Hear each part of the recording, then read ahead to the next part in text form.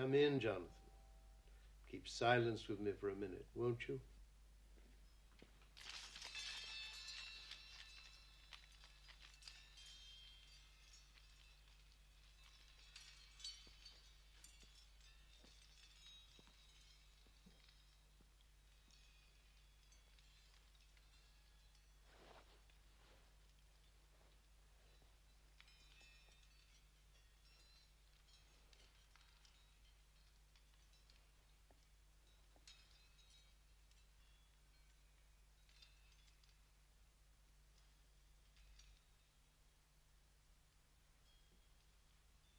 It's important to have a place to think things out.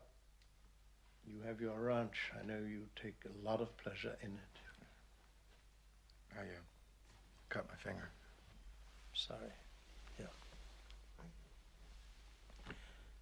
You've had an amazing career, John.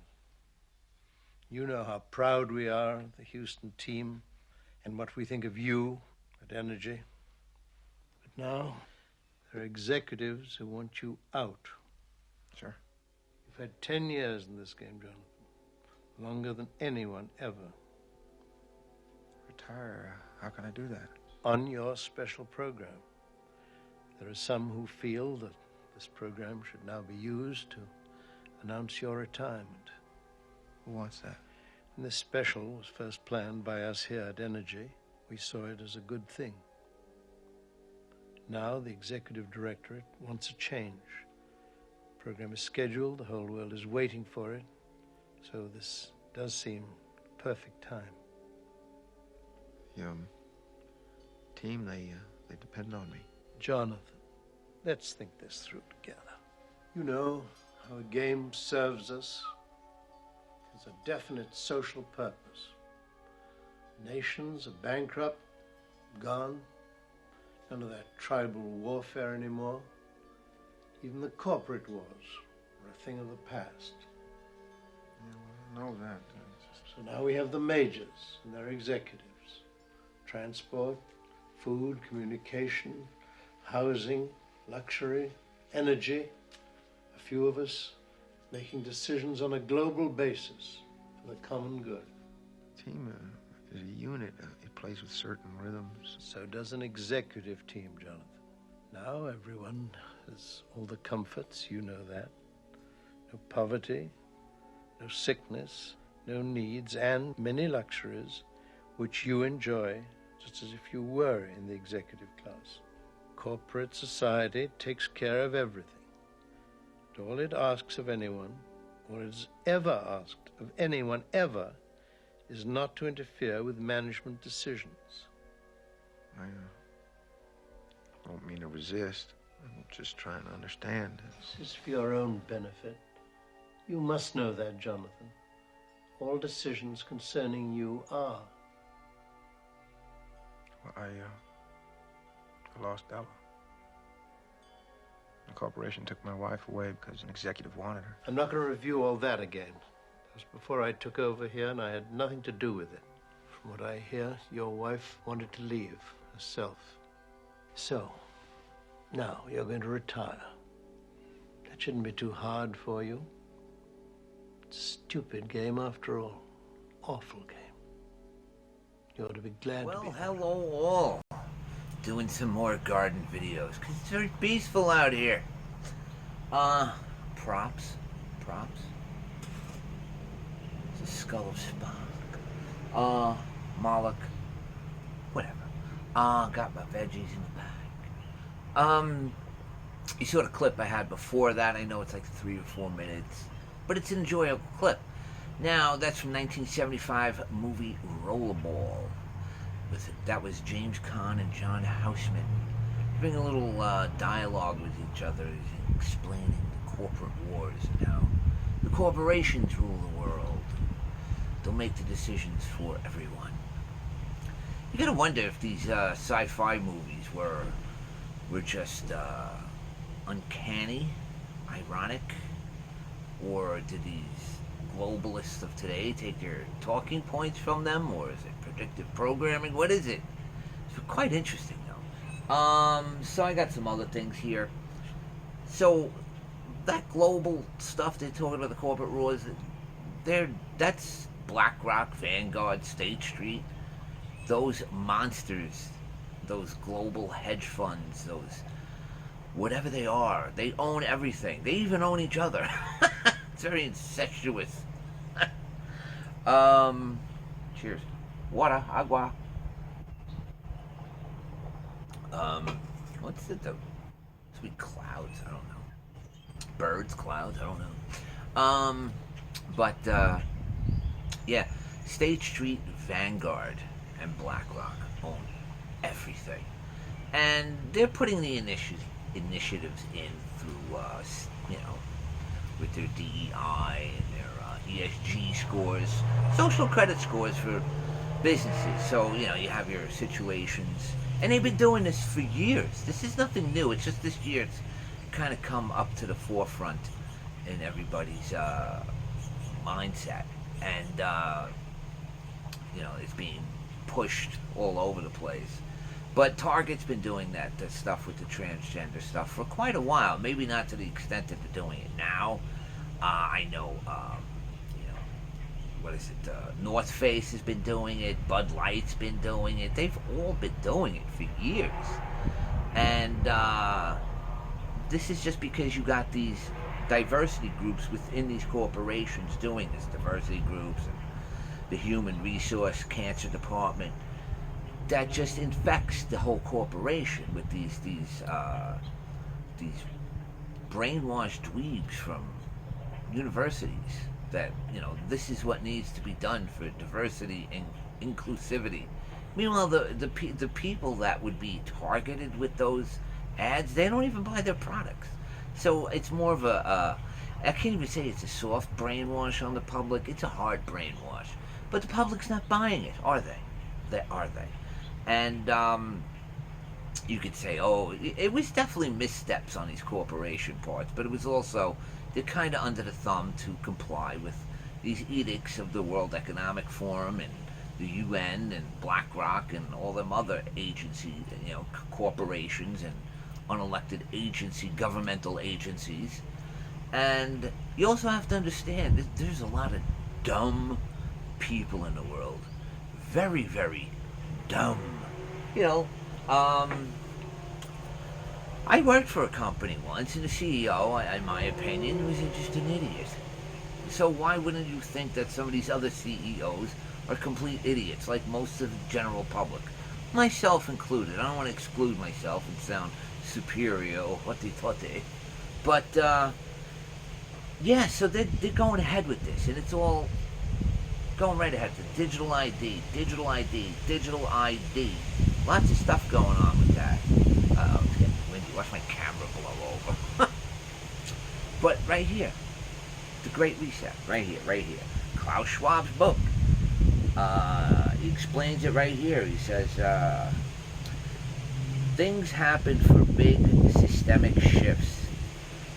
He says that the same happens with big systemic shifts. And that's what we do. We're a big systemic shift. Disruption in general. Things tend to change gradually, which they have been, and then all of a sudden everything at once. Everything at once. Here's another little quote here. Where is it? Okay.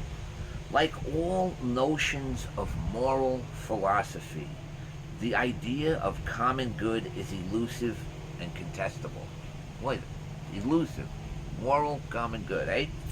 Since the pandemic started, it has provoked furious debates about whether to use utilitarian calculus when trying to tame the pandemic or stick to the sacrosanct principle of sanctity of life. Well, we know they're not sticking to the sacrosanct sanctity of human life.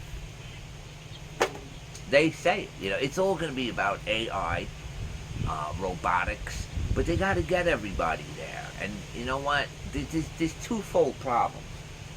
We got the UN announcing the digital ID programs a couple of days ago. This is the World Economic Forum. Digital identity can help advance inclusive financial service. It's always about inclusivity. You gotta include everyone. They don't want to include anyone. It's crazy. And then this one I saw. This was very interesting to me. Former President Obama suggests digital fingerprints for internet access. Obama advanced the cause of technocracy more than any other president. It was Obama who severed the U.S. control. See, we used to control the internet, and then he handed it over to the world. He handed it over. Now it's under the control of international stakeholders that include the WEF and China. Technocracy knew. Well, okay.